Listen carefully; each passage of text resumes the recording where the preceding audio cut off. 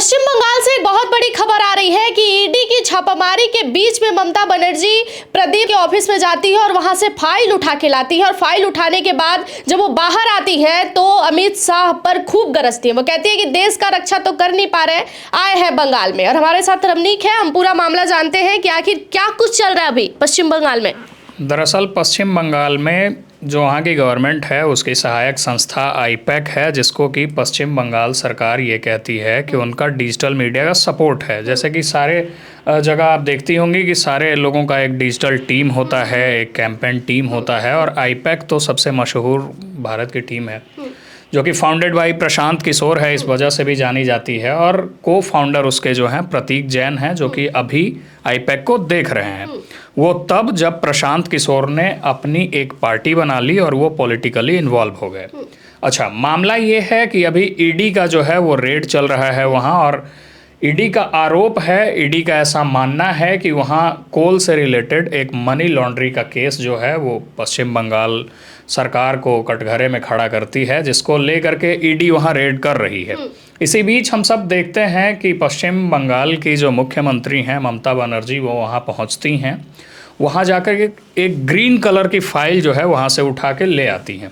उसके बाद हम लोग ये भी देखते हैं, ये भी खबर आती है कि टीएमसी के अधिकारी वहाँ पहुँचते हैं, पार्टी से रिलेटेड जो उनके कार्यकर्ता हैं वो वहाँ जाते हैं और कई एक फाइल्स जो हैं वो उठा करके बतौर ईडी का जो रेड चल रहा था वहाँ से उठा के लेके चले आते हैं। अब सवालिया निशान खड़ा किया जा रहा है सब लोगों के द्वारा कि टीएमसी जो है वो दखल अंदाजी कर रही है ईडी के मामलों में। इस बीच ममता बनर्जी ने कहा कि इनसे देश संभल नहीं रहा है। गृह मंत्री के लिए एक बड़ा आपत्तिजनक कह सकते हैं या चुटकीला अंदाज कह सकते हैं कि उन्होंने कहा शरारती गृह मंत्री ने शरारत की है और इनसे देश नहीं संभल रहा है। ये उनका आरोप ये है कि तृणमूल कांग्रेस की जो कमेटी के वहाँ के जो है कई एक सारे डॉक्यूमेंट्स हैं उसको निकालने का कोशिश किया जा रहा है। ये कोशिश की जा रही है बीजेपी के द्वारा कि तृणमूल कांग्रेस के जो उम्मीदवार होने वाले हैं, जो उनके संगठन करता हैं, उनके लिस्ट को आउट करके और टीएमसी को एक डैमेज देने का प्रयास किया जा रहा है, ऐसा ममता बनर्जी कह रही हैं। इसके बाद जो है जवाब बीजेपी की तरफ से भी आया है और बीजेपी के जो वहाँ लीडर ऑफ अपोजिशन हैं शुभेंदु अधिकारी, जो वहाँ के नेता प्रतिपक्ष हैं, वेस्ट बंगाल गवर्नमेंट में जो वहाँ विधानसभा में नेता प्रतिपक्ष हैं, उन्होंने सीधे सीधे कहा है कि ममता बनर्जी और तृणमूल कांग्रेस की ये फितरत रही है कि ये लोग हमेशा से जो भी जांच कमेटियां आती है उनके साथ दखल अंदाजी करते हैं। ये लोग उसके साथ कभी भी जो है कोऑपरेट करने का कोशिश नहीं करते हैं। उन्होंने एक और मामला का जिक्र किया है, आपने देखा होगा कि उन्होंने कहा है कि इससे पहले भी जब सीबीआई की जांच हो रही थी तब ममता बनर्जी जाकर के बजाबते वहाँ धरना पे बैठ गई थी। बहुत ड्रामा हुआ था, आपको भी ध्यान होगा। अच्छा, सवाल एक ये उठता है कि आईपैक के ऊपर ये सवालिया निशान क्यों खड़ा हो रहा है? क्योंकि आईपैक को लेकर के ममता बनर्जी ने भी खुले तौर पे कहा है कि ये उनका डिजिटल टीम है। हम सब जानते हैं कि प्रशांत किशोर और आईपैक की जो टीम है वो कई एक सरकारों को बनवाने में वहाँ के लिए डिजिटल और कैंपेन का जो है बहुत सारा हेल्प की थी। इससे पहले अभी हम लोग अगर अभी हालिया मामला पे आए तो हमने देखा कि तकरीबन 5 जगह पे चुनाव है, जिसमें कि 4 स्टेट्स हैं इंडिया के, 4 राज्य हैं और एक केंद्र शासित प्रदेश है पुडुचेरी।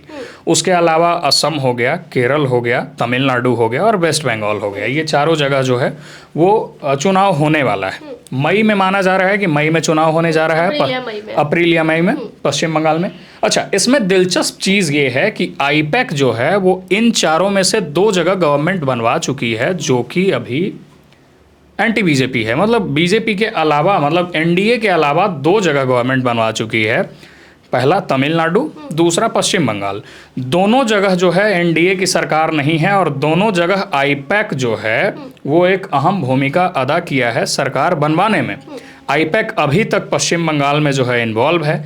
इसलिए भी ममता बनर्जी की तरफ से ये इल्ज़ाम लगाया जा रहा है कि ईडी का मिसयूज करके आईपैक को, जो उनका डिजिटल टीम है, और तृणमूल कांग्रेस के जो खुफिया जानकारी हैं, जो उनकी ऐसी जानकारियां हैं, जो उनका लिस्ट है कि कौन कहां से उम्मीदवार होने जा रहा है, उसको डैमेज करने का प्रयास किया। अच्छा, आमतौर पर ऐसा देखा कभी नहीं जाता और कभी कभार जहां से ऐसी तस्वीरें आती है उस पर भी कई सवाल जो है वो खड़े हो जाते हैं कि ईडी की कार्रवाई के बीच में ज्यादातर तो फोन भी जब्त हो जाते हैं, अंदर के लोग बाहर नहीं आ सकते, बाहर के लोग अंदर नहीं जा सकते, अंदर की जानकारी किसी को नहीं दे सकते हैं जब ईडी की कार्रवाई चल रही है। इसी बीच ममता बनर्जी ऑफिस में जाती हैं और सारे दस्तावेज और फाइल जो है वो निकाल के लाती हैं और फिर अमित शाह पर जो है जम के गरजती हैं। तो मतलब कार्रवाई के बीच में जाना, ऐसा वो क्या था फाइल में कि वो फाइल ममता बनर्जी को लेके आना बहुत ज़्यादा जरूरी था?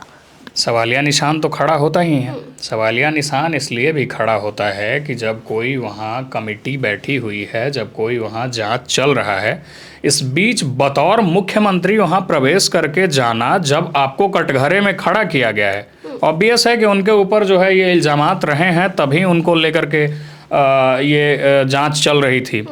तो वो गई, कितना सही कितना गलत का बात जो है हम लोग दर्शक दीर्घा पे छोड़ते हैं, लोग बताएं कि कितना सही कितना गलत, लेकिन कहीं ना कहीं कुछ ना कुछ तो ऐसा ज़रूर है जो कि खींच के ममता बनर्जी को वहाँ तक ले गया। कुछ तो ऐसा रहा ही होगा जिसको लेकर के वो वहाँ पहुँची। पर क्या ईडी भी इतनी कमज़ोर पड़ गई कि ममता बनर्जी ईडी के कार्रवाई के बीच में जाती है, सारे फाइल जो है वो निकाल के लाती है और ईडी वहाँ पर चुप एकदम खड़ी है? इसमें कोई नई तस्वीर तो है नहीं। इससे पहले भी आपको याद होगा हमने बताया कि सीबीआई जांच में जो है वो दखल अंदाजी दी थी।